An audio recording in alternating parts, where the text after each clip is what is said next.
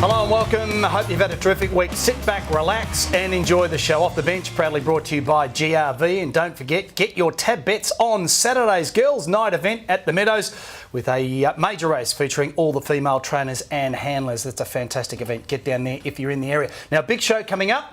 We'll have Ros Lanigan, Country Footy's First Lady, having a close look on the Inner West and the Goldfields area, as well as some of the major talking points around the state.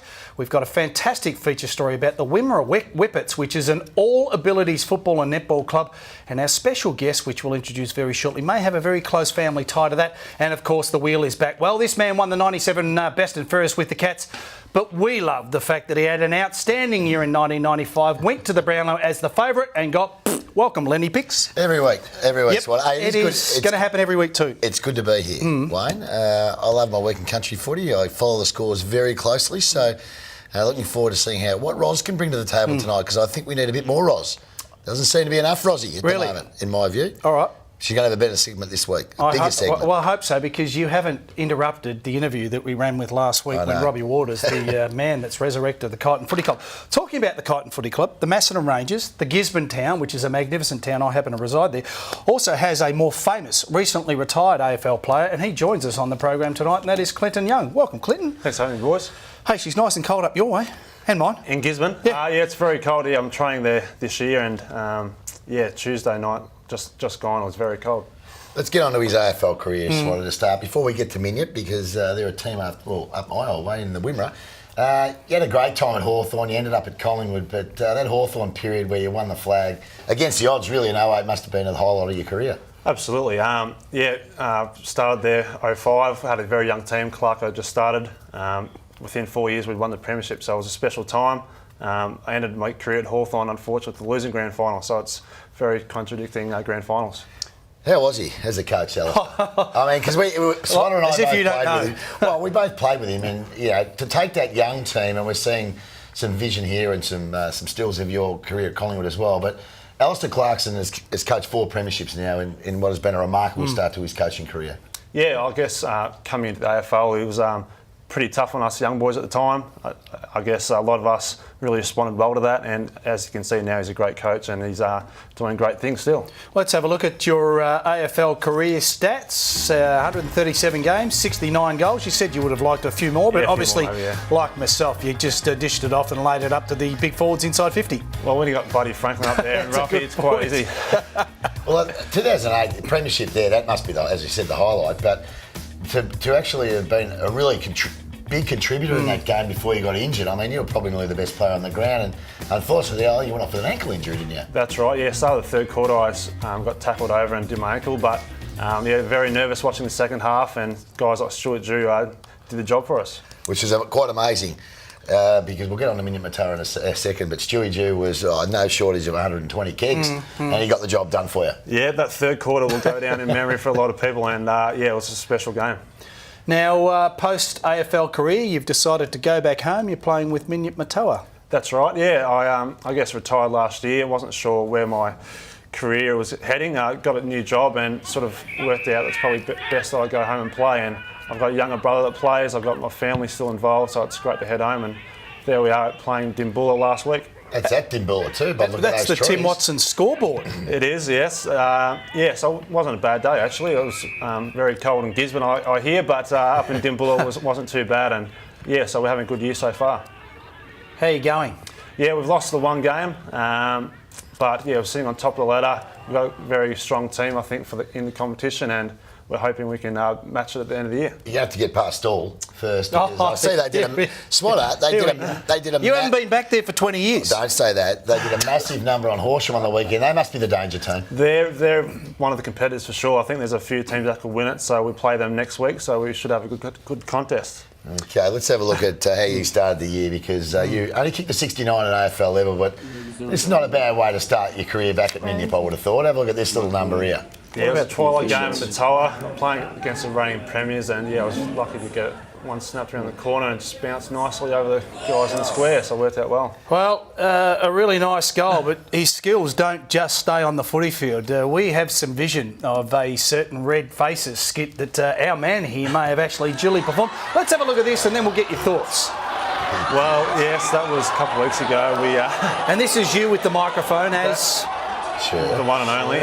So it was... they've had this talent quest the last few years, and the Della Hunties have dominated for years. So the young brothers and dad decided to put a performance in, and we took it out. So it was a bit of fun. That type of stuff back home, country footy, is what it's all about. The kids at the front. He hasn't trained. I'm not sure about showing that one. But anyway, no, it was a bit of fun. Well, it's ironic. If I could turn back time, would you? And do it again? Well, anyway, it's done now. It's done now. Hey, what about your broader family back at Minyip-Murtoa? Yeah, absolutely. So I've got 5 brothers. As I said, most of them are still involved at the footy club. Lockie's down the bottom there. He's the life of the family, and it's great to go home and see them more regularly. He's such a Lockie is just such a well-known figure in AFL circles, because we know he was in all the team songs, certainly at Hawthorn. I'm not sure about Collingwood, but he's much loved, isn't he, by all the boys? Absolutely.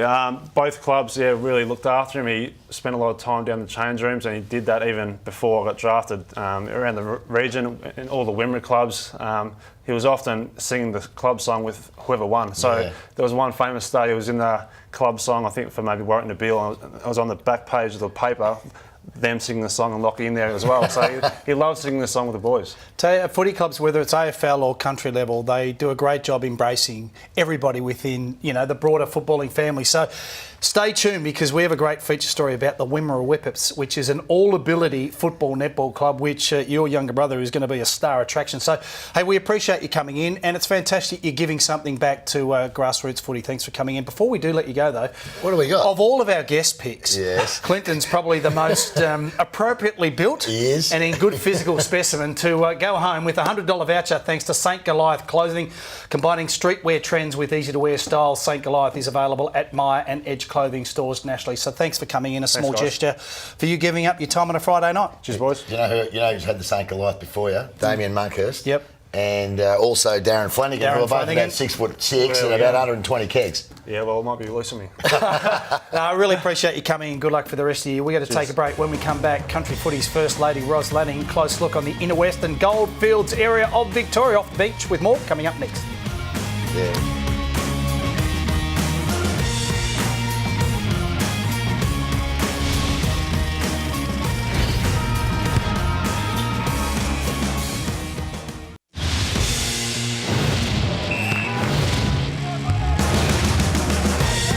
Yeah, welcome back to Off the Bench. Make sure you get your bets on Saturday's Girls' Night event at the Meadows, all thanks to the GRV. OK, let's jump into it. Let's head around the state.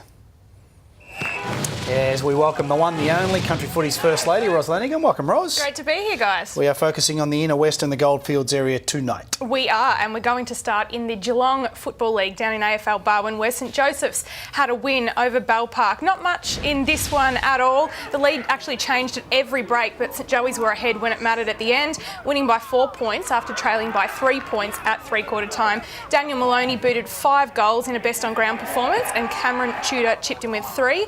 Lewis Holmer and Jared Garth kicked 3 apiece for Bell Park. They've had a lot of great players come out of St Joey's over the years, the Geelong boys, Barry Stoneham and Mickey Mansfield, and of course Cameron Ling and Nick Maxwell. So a real breeding ground. It's been a breeding ground, and they've got a really good junior side as well at the moment, St Joey's. So they'll need to get their act together, because they're reigning premiers. They've got a bit of work to do. They do. They sit in sixth rather, and Bell Park remained in 3rd spot on the ladder despite the loss. Now, the GFL clubs will face the only team they haven't played yet this season in round 11 tomorrow, so that'll complete the first lap of the track. For Bell Park, that's Leopold, who are second on percentage behind St Mary's, so that'll be a huge game for the Dragons coming off last week's loss. And for the Joeys, they'll play winless North Shore, so you'd expect that will be a percentage-boosting win for the Joeys. That's Jace Davenport's small. Hey, what about up in the Riddle District Football League? A couple of teams from my way. Yes, certainly, and it was a big win to Broadford by 105 points on their home deck at Harley Hammond Reserve over Melton Centrals. Now, the match was pretty much over by quarter time, with Broadford ahead by 6 goals. Adrian Romanik slotted a match-high 6 goals for the winners, and Jacob Hislop and Matt Bullis added 2 each. Levi Sands was a standout for the Centrals and James Aquilina kicked 2 goals, but they just couldn't get anything happening in their forward line, boys, managing just 1 goal after half-time.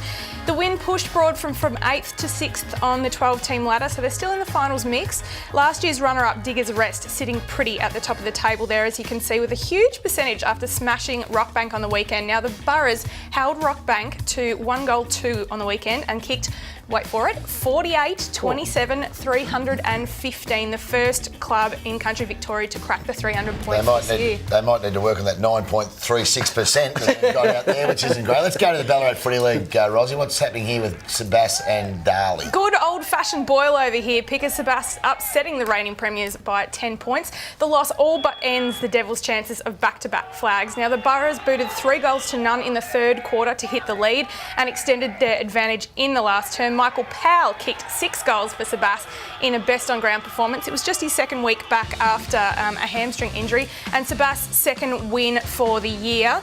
They're still towards the bottom of the ladder, of course, but for a club that's been down and out for a long time, they look to be making some really good inroads, which is great to see. Lake Wendouree, the front runner, in the Ballarat League there. They're on top and 2 games clear of Sunbury. Bit of a logjam after that top 2, Bacchus Marsh, North Ballarat City and Redan on 6 wins apiece, boys. Why don't we have a quick look at the Central Highlands League ladder, please, Ros? We will. It's the biggest league in country Victoria. There's 18 clubs, so it's a 2-page job. So there's a big difference between the standard of the clubs at the top of the ladder and the bottom. At the halfway point of the season, after 9 rounds, there's 4 clubs leading the charge, as you can see. Buninyong, Hepburn, Gordon and the reigning premier Springbank, each with 8 wins and 1 loss. 3 more clubs, Beaufort, Bungaree and Warborough, are snapping at their heels with 7 wins each. Still 3 clubs at the bottom there without a win at all. Smythesdale is the big improver. Of course, the club that got beaten by 429 points in a game last year. They snapped a 5-year losing streak in round 2, followed it up with a win in round 4. So they're actually 4th from the bottom, which is just a great result for that footy club. Tell us about Tony Doran, Ros, because he is a remarkable story. Already a country footy legend, but he added a chapter to this story on Saturday when he played his 600th game. 600! How many goals he kicked? He's kicked more than 3,000 in his career, which has spanned more than 36 seasons rather. He managed 4 goals on the weekend in the reserves win over Hay. Now, he's booted 100 goals or more in 13 seasons, which is just remarkable. Well, he's averaging 5 goals a game. And he's across 600. Yeah, well, we do the maths. Did you say 36 seasons? 36 seasons. Consecutive seasons. How old is old? 50 or 51 he would be now, That's amazing. I think. Gee, it was funny with the 2 photos next to each other. One, they look like you.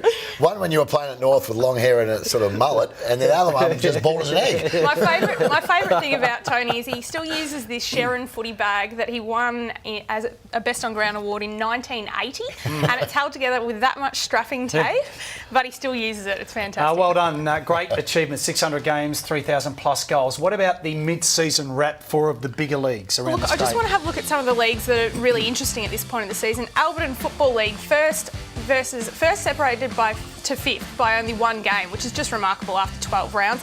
Inverloch, Congwack and Fish Creek locked at the top on 10 wins apiece. In the Central Murray Football League, one of the 6 leagues across country Victoria at the moment, with 3 clubs deadlocked at the top of the table. Here it's Nyai, West United, Kerrang and Kundruk Barham. In the Maryborough Castlemaine Football League, 3 clubs are still undefeated after 8 rounds, which is virtually unheard of. That's Navarre, Natty Bialaba and Royal Park. Natty Bialaba and Navarre actually play tomorrow, so that will sort that out. Navarre going for its 50th consecutive win, of course. And in the Ovens and Murray Football League, not the same. It's not as tight there as it is everywhere else. Albury's too good. 4 games ahead after 7 rounds.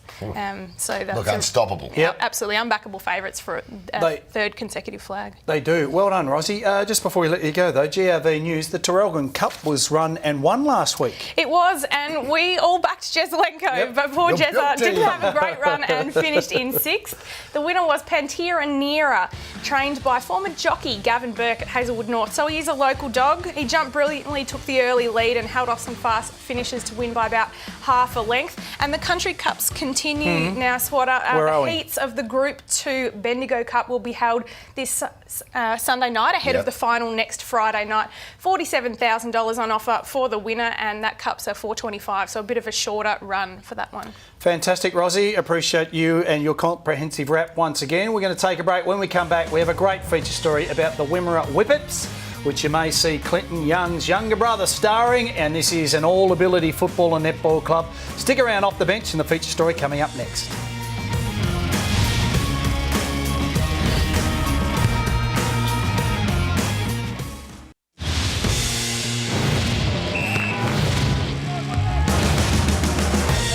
Welcome back to the show. Don't forget to get your bets on for this Saturday's Girls' Night event at the Meadows, all thanks to the GRV. Well, we had a chat with Clinton Young before, Pickers, and he's a famous AFL football player, but I would argue that his younger brother Lockie is a famous football player as well. And we have a great feature story about the Wimmera Whippets, which is an all-abilities football and netball club for people with disabilities. Let's have a look at this inspiring story. I live in Horsham, play for the Wimmera Whippets. I'm 19 years old. I've always loved football. My dad's, bragged me to go for Collingwood, brainwashed me ever since I was born and watched football since then. We have 6 sons and Lachlan's the second youngest, and so he's joined up with the Whippets. The Whippets enable people that have a disability to join in the sport as well, not just as a spectator but to play the game. We had a couple of guys just come up to me as I started my job back in 2014 in this role, and come up to me and just said, we love to play footy but we don't have a place to do it. Ended up pushing it to everyone and spruiking our word, and then we ended up with half a dozen, then it turned into 12, and by the end of 2014 we had a team. In the feeder program specifically, which is a football league for people with an intellectual disability, we've got 26 clubs across Victoria now, and within those 26 clubs about 700 players. A lot of the growth we've seen is in regional Victoria, which is brilliant. It's more opportunities for people in regional towns to become an embedded part of the community and get involved in something that everyone in Victoria loves. We've all got all abilities, different abilities, and we've got lots of fast, strong men, and then we've got lots of little fast kids. It means a lot to Lachlan to be able to play with his mates and get out there and be part of a team where you can score and have the winners as well, Lachlan, isn't it? Yeah, I do keep goal and keep 5 goal. It always has to be 5? Yeah. Yeah. We train from 4 till 5 on a Wednesday night, and then from 5 till 5:30 we'll usually have our talks or our barbecues, and then our guys will most likely play on the weekends. We're trying to get a bit more games. We've got a few exhibition games as well lined up outside of the normal season, so our footballers will probably get 10 opportunities to play this season. One of the big issues we had, these clubs had started but they didn't have anyone to play, just through tyranny of distance. So we've created a Northern Conference, which is sponsored by CBGT Australia, and that's brilliant. The support up there has been amazing, and that's Echuca, Shepparton, Wangaratta and Wodonga. We've also started a Western Conference, obviously in Western Victoria, and that's got a team from the Grampians, from the Wimmera, a team down in Hampton, a team in Hamilton, and we've got the Ballarat team in there as well. They'll play 2 home and 2 away games, and there'll also be a finals day in August. So the guys are looking forward to that, and as you can see tonight, it's grown a lot since the start of this year even, so we're really looking forward to seeing how it pans out. I think it's very important to have a team where everyone else can join in as well, not just the local team, but to have the districts come together and bring together your mates, doesn't it, Lachlan? Yeah. Gavin and Matt have been great. They teach us the right skills and how to do them, and making sure we're all participating as a team. Eventually we would love to make it sustainable enough so it can run by itself and be a club incorporated, hopefully. So our footballers and our netballers will be called the Wimmera Whippets Football Netball Club, which will be run by the community, and that's what we want. Just like a normal football netball club, we just want to be run just like them. People are just people. They might need some extra support with some things, but at the end of the day, they just want to be included. They just want to have a go, and the smiles on their faces make it all worthwhile, and you pretty quickly realise that you get a hell of a lot more thanks from these guys for being out there and giving your time than if you rocked up to pretty much any other sporting club with a mainstream participant who have ripped their jumper off, chuck it on the ground, walk out and leave you to pick it up. These guys are just, they'll think the world of you, and if you go down and you give them the time of day, they won't leave you alone. Yeah, just a fantastic story. Puts a big smile on your face watching that. It's a great initiative giving people with disabilities, both boys and girls, football and netball opportunities. And if you'd like to support this type of initiative, then go to that particular website, gofundme.com/Wimmera Whippets, if you'd like to get involved and perhaps financially support the organisation. And the funding will go to things because, importantly, we play at AFL footy clubs, we get everything laid on, but the Wimmera Whippets, the money is to get kids around and people around using transport. Simple as that. Absolutely fantastic, Swatter, and everyone hopefully is right behind it. All right, we like a good competition now, Picks. Starting next week, my friend, we are starting a new weekly wagering battle where you and I go head-to-head in support of country footy clubs. Oh, boy. It's called the GRV Club Challenge, and we get, how much money do we get to spend? $500 each. Can you believe that? Spend Yep. with the TAB. I mean, this is going to be fantastic. And I'll smash you, you know. Oh, yeah, that. no doubt, no doubt. It's about supporting our country footy clubs. So Country Footy Scores Team Performer of the Week wins a lazy... $1,000. How much? $1,000. $1,000 plus any winnings that I get, and on the odd week that he gets, then we're going to give that to that same football team or club as well.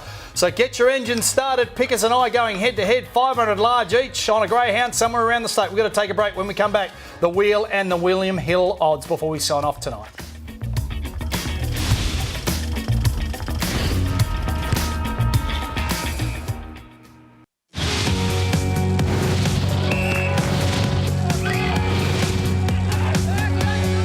It's our favourite part of the show, the Celebrate at the Country Races Wheel, with lots of goodies to be won each and every week. And the major prize, a $2,500 marquee package at the Kilmore Cup later this year, and that'll be drawn on our Grand Final Eve show.